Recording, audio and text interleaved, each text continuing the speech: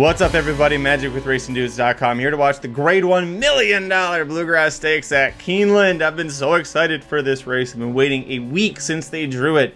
A little less excited because my top pick in here probably would have been Encino, but he did scratch. So I'm going to go with Sierra Leone, the 10 horse. I'm not the only one. He's the 6-5 favorite off his 2-1 morning line, but that horse has just got an absolutely devastating turn of foot. I would say probably the best in the entire crop of 3-year-old males. Now, what's working against him in this spot?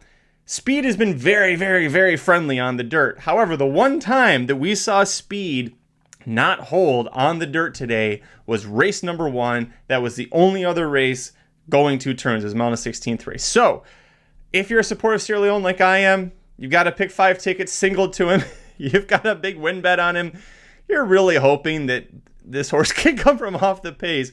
If you like Speed, that horse right there, the number 4 Dornoch. This is a rematch, by the way, between Dornoch and Sierra Leone from the Remsen Stakes, where they battled head-and-head all the way home, with Dornoch just getting the edge on him. It was a speed favoring track that day at Aqueduct. Sierra Leone, however, has grown up, and we've seen horses come out of the Risen Star Stakes that Sierra Leone won in his last start. Resilience won the Wood Memorial today.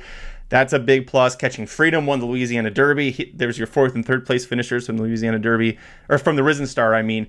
Coming back and winning 100-point Kentucky Derby preps. So,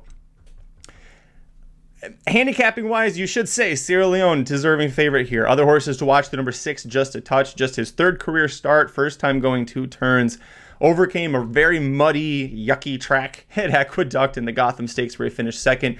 However, Deterministic out of that race did not do very well. I'm trying to stall while Sierra Leone is just making my heart race here, not wanting to go in the gate. He's like, no, it's speed favoring. Don't put me in there. And they almost put him in backwards. Oh boy, this is doing numbers for my heart rate, my cardio here. Other horses to talk about. I know Mike Somich really likes the number 2 BU. Son of Curlin for Todd Pletcher, who has been doing very well at Keeneland, won the Ashland Stakes yesterday with Leslie's Rose.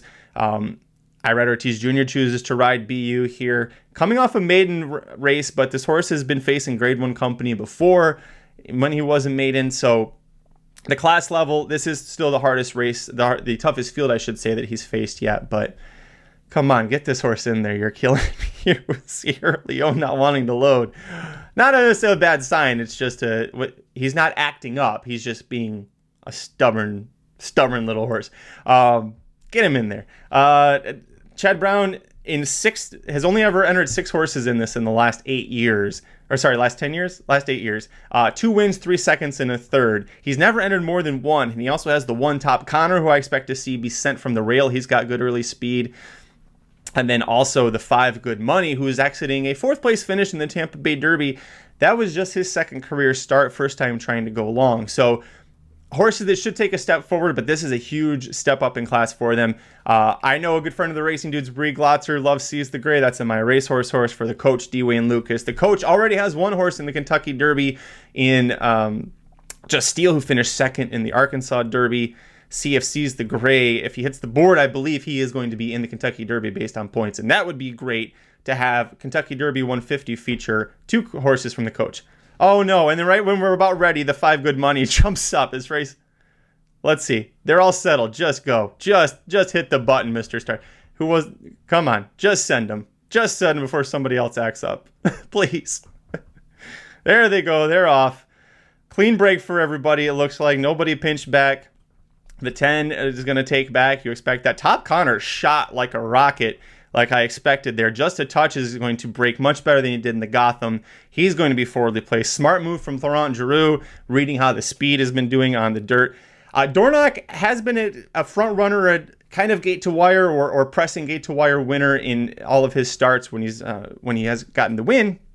But training coming into this, Danny Gargan, his trainer, had said they were trying to teach him to rate, knowing that you can't go a mile and a quarter in the Kentucky Derby, especially after what Fierceness has been doing, and you know what kind of speed he has. You need to be able to rate a little bit to win. 23 flat, 23.15 is very quick for a mile and an eighth here, even on a speed favoring track. But back to Dornoch, Luis Saez has him sitting there in 4th. We'll see if his maturity issues have been fixed at all. Sierra Leone and the number 9 Mugatu, who were both at the back, are both advancing. Mugatu getting a nice little rail run there while Sierra Leone's having to go around outside, and now he ducks inside of Horses. He's going to duck inside of Seize the Gray, who looks like he doesn't really have it today, at least not yet. Looks like the 5 Good Money is out. The 7 Lat Long is out. Sierra Leone gearing up for this big run. This looks like a classic Sierra Leone run. Now, will the speed come back to him? Because they got to slow it down quite a bit on the backstretch. Just a touch. Challenges here to Top Connor. Sierra Leone going to open up his run path. Come on, Sierra Leone. Get up there, buddy. Good run there from Epic Ride as well. Just a touch has the lead. Sierra Leone bearing down on him. Sierra Leone is going to win the Bluegrass Stakes. Get home, baby. Get home, Sierra Leone. Yes. Yes, Sierra Leone wins the Bluegrass Stakes. Just a touch second. Looks like, I think that was Epic Ride, the 8 horse for trainer John Ennis, who comes in third. Minute 50 flat. That was a great finish. Wow. Woo-wee. Sierra Leone versus Fierceness in the Kentucky Derby. Fierceness on the front end. Sierra Leone chasing him down. Chad Brown wins this for a third time. Sorry about my super excitement here. I've never hit a pick 5 for that high of a score before, so I am very excited about that one. Hats off to trainer Chad Brown. Look at Dornock trying to stay with him. Dornock has got nothing. Dornock not even changing his leads as I watch the stretch run here. He changes it very late, almost at the 16th pole there. He's going to finish 4th, it looks like. Yeah, I think he's going to come in 4th there. And I think that was Mugatu that got 5th, interestingly enough. He was at the back with Sierra Leone. For him to, against a track bias like what we saw all day, especially in the sprint races, for him to run down those horses and just keep grinding and grinding. We saw him in the Risen Star Stakes, right? In the slop. We saw him in the Remsen almost get it done in the mud. People forget that his debut race at Aqueduct, going a 1-turn mile, he was on a fast track. Sierra Leone was still able to do exactly what he needed to do on a fast track, and it's great to see that it happened here. Just a touch, a good, valiant run, his first time running 2 turns. He's a horse to watch out for in the Kentucky Derby, I think, off of this, especially with trainer Brad Cox, one of the best in the business. But Chad Brown, oh my goodness, you have got yourself a serious racehorse. Sierra Leone purchased for almost $2.5 million. It is very rare that you see a horse produce on the track, as my feed freezes here. It is very rare that you see a horse produce on the track to be anywhere close to that, a big sticker price like that they buy them. Sierra Leone hasn't made $2.5 million yet. But with this race, he's got to be about halfway there. And then when you think about him being a son of Gunrunner, the future just continues to be bright for him. The breeding shed he's going to be a very popular horse in the breeding shed if and when he makes it there. Yeah, I was right. Dornock comes in 4th. 3rd was Epic Ride. I do think Mugatu got up for 5th. I want to see that again, but wow, that was awesome. Sierra Leone was my Kentucky Derby horse coming into this race. It's going to be so hard for me not to pick him coming out of this race as well. But what do you think about Sierra Leone? We still have San Diego Derby left. It's about another hour and a half, I want to say. Look at my schedule here. Yeah, but another hour 40 minutes from now when I'm doing this live is when I'll have the San Diego Derby. Come back here to racingdudes.com or youtube.com/racingdudes. I'll have full replay analysis of that as well. And that'll be the final 100-point Kentucky Derby prep race. We do have one actual points race left. That is the Grade 3 Lexington Stakes. That's where the 11-horse Encino is now pointing.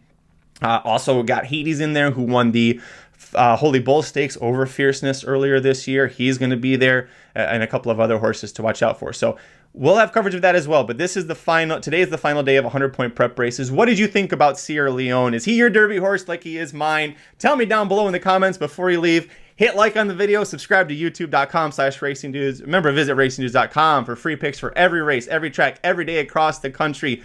Tune into the Magic Mike Show. I just gave out that pick 5 for $1,600 plus. It was free if you listen to the Magic Mike Show. We're live Thursdays at 5 Eastern, 2 Pacific. So love to have you come over there. Love to see you at racingdudes.com. And until next time, good luck.